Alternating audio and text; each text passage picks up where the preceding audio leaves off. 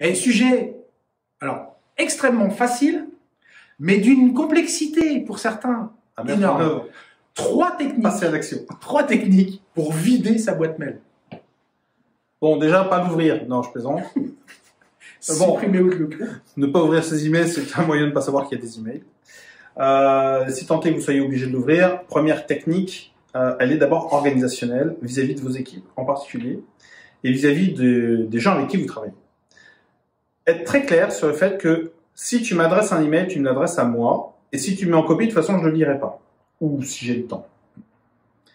Mais cette posture-là, elle est super importante parce que du coup, elle est claire sur la façon dont je suis amené à traiter la correspondance électronique que je peux avoir avec les membres de l'organisation dans laquelle je suis.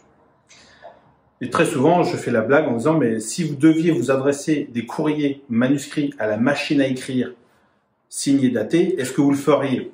Il dit, bah non, peut-être que le mail n'est ni utile ni nécessaire. Donc c'est aussi faire le choix de savoir qu'est-ce que j'écris, de ce que j'écris pas, de qu'est-ce que je traite autour de la machine à café, dans le couloir, dans le bureau, pour faire vraiment la part des choses. Parce que vous n'êtes pas payé, vous n'êtes pas des, enfin, moi j'ai pas encore vu d'offre d'emploi, lecteur de mail.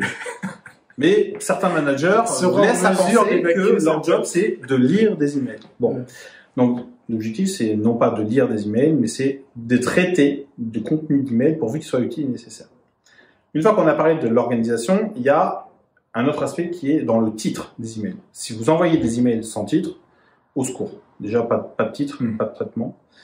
Et on peut, et je le vois, je l'ai vu dans notamment des organisations qui étaient issues de groupes d'intervention, des forces spéciales, donc des gens qui sont sortis de leur service actif et qui sont passés dans les entreprises privées et qui avaient ce mode de fonctionnement que moi j'ai adopté et qui est que quand j'adresse des emails, très souvent, je commence par un verbe action, 2 points, et je mets le sujet.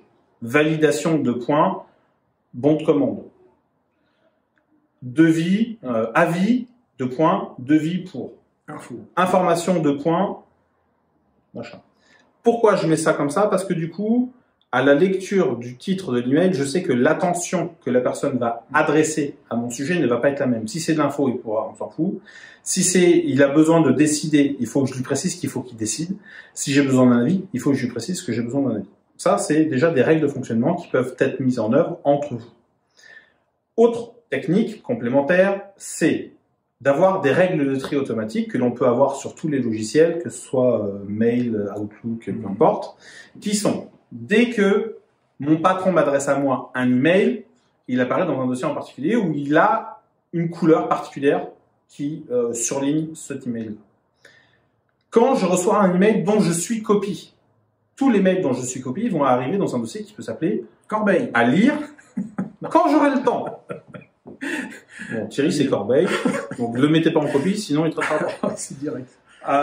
Et rien que ça, vous allez vous rendre compte que les sujets sur lesquels vous devez adresser un temps d'attention utile et nécessaire sont pas les 150 mails bullshit que vous recevez, mais peut-être une dizaine de mails réellement dans la journée. Et la problématique, c'est que si vous passez 90% de votre temps à traiter 140 mails qui servent à rien, vous serez forcément dans une posture de souffrance à un moment ou à un autre parce que les 10 mails importants que vous deviez traiter, vous n'y avez pas accordé et le temps et l'attention et vous n'étiez pas reposé pour prendre un bon temps d'analyse et le bon temps utile nécessaire pour décider. Donc la gestion électronique de vos échanges doit être particulièrement doit être faite avec attention. Et le dernier point, et c'est un mode de fonctionnement que nous avons entre nous, par exemple, 98% de nos échanges ont lieu dans un chat et non pas dans nos boîtes email. Ce qui fait qu'on a un historique de nos échanges. C'est comme si j'étais à côté de Thierry. Ben, on est dans une conversation et donc on utilise un logiciel de chat